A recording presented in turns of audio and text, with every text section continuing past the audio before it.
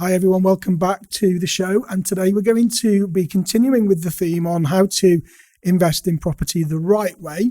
So if you're new here to the show, don't forget to click on that subscribe button and make sure you leave a review, which would be absolutely awesome. If you're listening on the podcast, you can listen to this on Spotify and Apple iTunes. And of course, you can leave a review on your platform. So I'm with Lorraine again today. Hi, Lorraine. Hello. And today we're going to talk about the importance of viewings and why viewings are really important in your business. So Lorraine, over to you. Okay, so viewings. We're talking about viewings today because it is literally the most important thing that we think people can actually do when they're trying to buy property. It sounds really obvious, but unfortunately, a lot of us sit behind a desk, we procrastinate, we get overwhelmed and don't get out there and do the viewings. So Rick, what would you say is the best way to start getting lots of viewings in your diary? I've got lots of things I think I want to add to this. So like you just mentioned, that if you're not out there viewing, you're not out there putting offers in, you're not taking the business seriously. So let me start with, I had a conversation with somebody about 6 months ago, and they said to me that they were told, if you're not serious about actually putting an offer in on a property, then you shouldn't be out there viewing it. Now, I totally disagree with this, because when you're out there viewing a property, you're not just there viewing, you're learning a lot of other skills as well, and you're honing your craft. Now, if you don't know the property is going to be suitable for you, then you won't know unless you're out there viewing. You don't know what the motivation is of the landlord. So if you're there doing a direct-to-vendor viewing, you're not building up a relationship with the landlord. You're not getting to find out what makes them tick. You're not there working out why they're selling and how you can help them. And you're not going to find any of that out unless you're actually at the viewing. And then, of course, unless you view, you're not going to put an offer in anyway. And you miss 100% of the shots that you don't take. So if you're not offering at a price that works for you, then you're leaving so much on the table. Now, this is a numbers game, but if you're not out there doing the viewings, then you're not going to do any of the above. Now, on top of all of that, there's also the skill of negotiation. And if you're not out there practicing your skill, then you're not going to get better at it. What do I mean? Well, when you're negotiating a deal, when you're listening to people, when you're building up that relationship with them, and then you can start to understand what their motivation is, and then you can start to negotiate on what works for them so you can get on a win-win. So viewings are so important. So even if you think you're not going to buy the property, always get out there and always view. I can't agree more. I think the thing with viewings as well is it also builds confidence. It helps you build confidence in your local market, in the quality of stock that's out there. So if you're not sure of a particular area, you need to go and spend time there. And the brain is quite simple, isn't it? It's one of those things where the more time you spend in your environment, the more it gets to know, like, and trust it. And I think we forget when we're viewing a property that actually we're getting to know the asset, the property. It's a business. So you need to understand actually how you're going to cash flow it.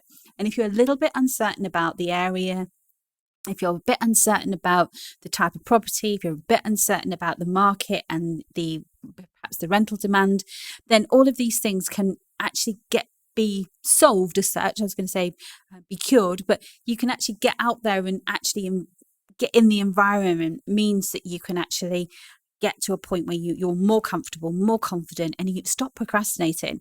And I think one of the worst things is that if you haven't seen enough property, you've seen maybe one or two properties when you're buying a property, then you can get to completion and be a little bit unconfident.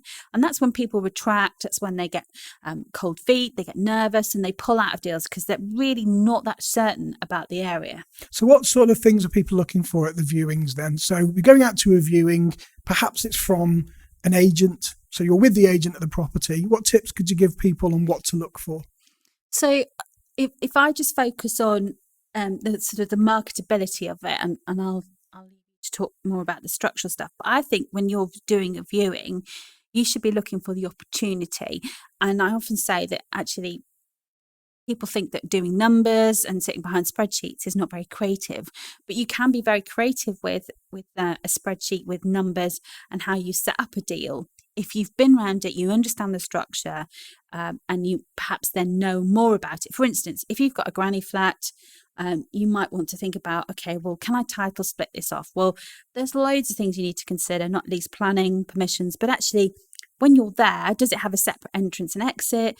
Does that granny flat feel like big enough? Is it going to actually... Multiple dwellings relief, maybe. Yeah. For those that know what that is. Yeah, and we'll cover that perhaps another time. But again, when you're there, you can see the opportunities. You can actually think about, how can I use this property? How can I cash flow it? Because that's the most important part. We want to buy and hold, because the thing is as well, Lorraine, if you're dealing with an agent and if it's being marketed as a HMO, it's not necessarily going to be compliant just because the agent says it is. Some of the room sizes might be smaller than the national required standard, or they might be at the national required standard, but not meet the aspirational local standards.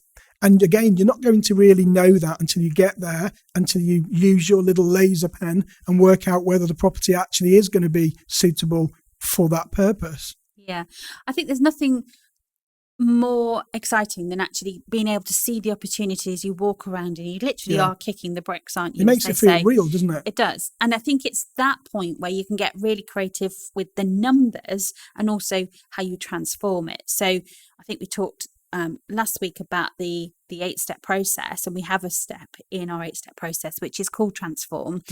And you ideally want something that is smelly, that is a bit old-fashioned, that needs some modernization. You only need to go on to a sort of a new development or look at new housing somewhere, and the show home is always done immaculately, looks fantastic, great photos, and that creates a profit for the developer because there's more money in it.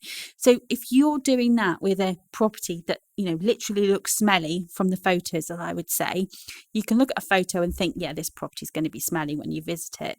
Then you can actually get out there and see how you can cash flow it and how you can create some great value in your business. It does, and it builds up that energy and enthusiasm. I've got a few tips of things to do and not to do at viewings.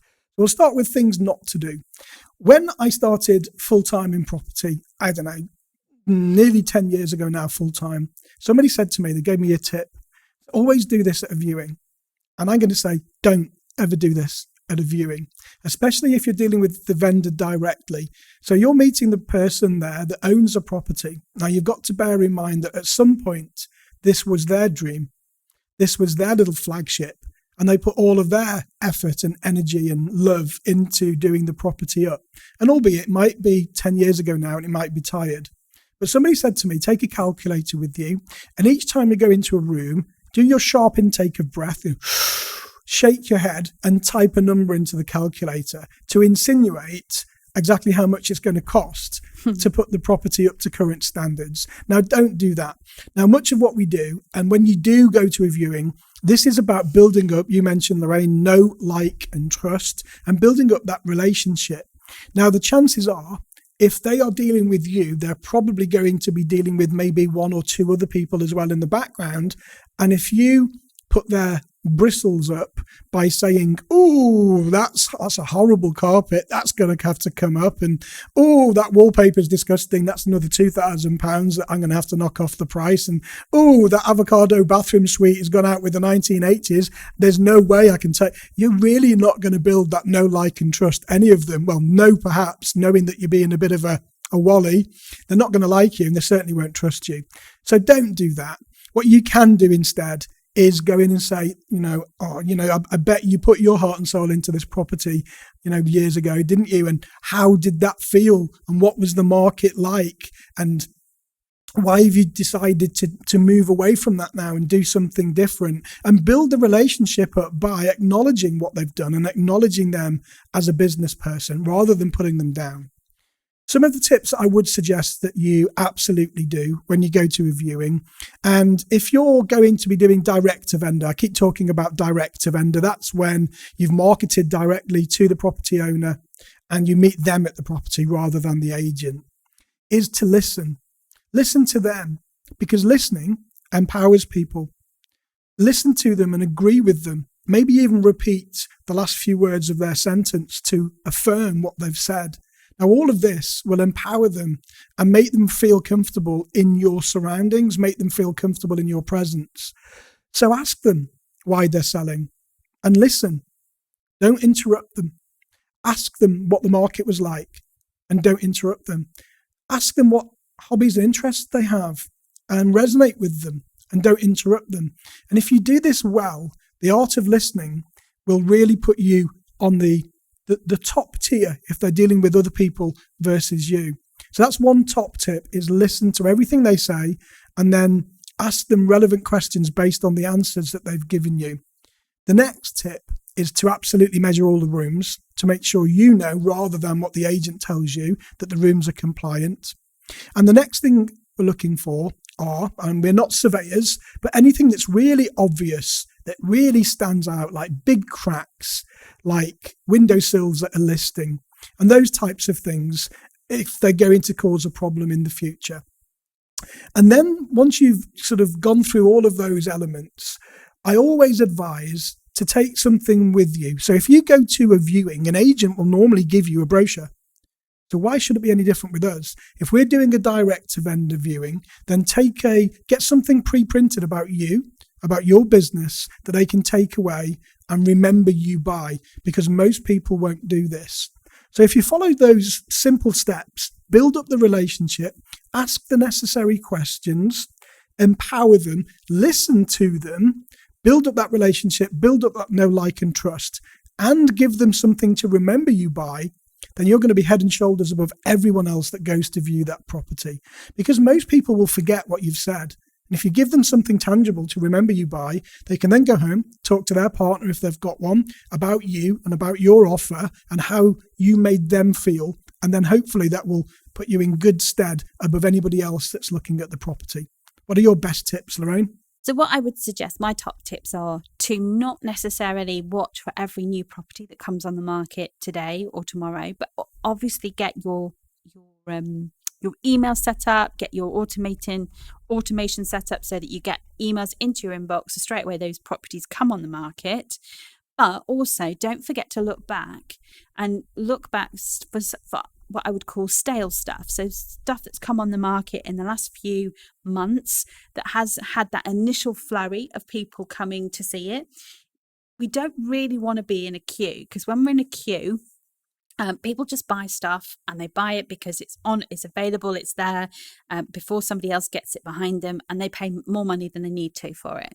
So it's just one of the basic laws of supply and demand. So what I would say is, if you're looking for older stuff, remember that approximately a third of all sales that are agreed end up failing and don't proceed.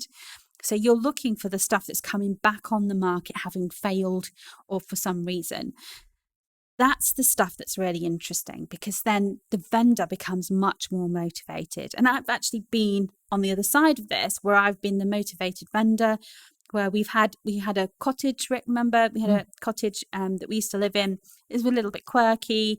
Potentially the kitchen was slightly too small for the overall property. So it needed like a buyer who really wanted it. And over time, I think we dropped the price maybe 50 or 60,000 from the initial point of putting it on the market. When you put something on the market on day one, day two, then you're going to hope and pray to get the best price possible. Over time, motivation certainly wanes, and you find that you become more motivated to actually accept any price. You know what? We've just got a really good case study of this. You and I went out to view a property, I think it was just before Christmas time. It's a commercial property that we were going to turn into serviced accommodation. We put an offer in of 750,000 or something similar. 705,000. And we got to the second, well, we were two. There were two bidders. We were the second. And the owners decided to take the first bidders because they were going to turn it into a residential home. Now we've just been contacted by the agent to say that deal's fallen through because they can't get planning to go from commercial to residential. So now they've come back to us to see if we want to go in at another price. Now, the thing is with that deal is that it's not actually, it's not trading. So it was a hotel, it's not trading, so it doesn't have any books. So the valuation now is going to be considerably less than 700,000 as a commercial property that doesn't have any proof of any income because it's not traded for quite some time. So you raise a good point there that the properties come back on the market, go back out and view them. Yeah. And if you're not viewing, And if you're not meeting the agents at the properties in the first instance, they're probably not going to come back to you first either, because they're not going to remember you. So for those that are thinking, if I'm not really in a position to get out there and put an offer in, I shouldn't view, then please change your thinking, because you've got to view. It's fundamental. I know a lot of agents are being really cagey at the moment. Some agents are asking for proof of funds before they get to give you a viewing. If that's the case, then just move on. But if you can get a viewing, then really do go out there and get a viewing. They could even accept a purchase lease option or maybe an exchange with delayed completion, but you don't know until you get there. Awesome. So that brings us to the end of today's show. Please do head over to your platform and leave a review. That will be absolutely awesome. Now, we have got an offer on at the moment that if you leave a review for the podcast, and then if you send a copy of that review to the email in the show notes, then I'll send you a signed book of 45 ways to buy property absolutely free, and I'll pay for the postage as well. So thank you for being here. Don't forget to join us next week for more of the same. Don't forget to click on that subscribe button, and we'll see you later. Take care. Okay, bye. Okay, bye. I get entranced by what you say at the end. How do you remember all that stuff in your head? Okay, bye. Okay, bye. Okay, should do that a little bit again? I can't now. See you later. Even worse. See you later. Okay, bye. See you later. Anyway, Bye. catch you later.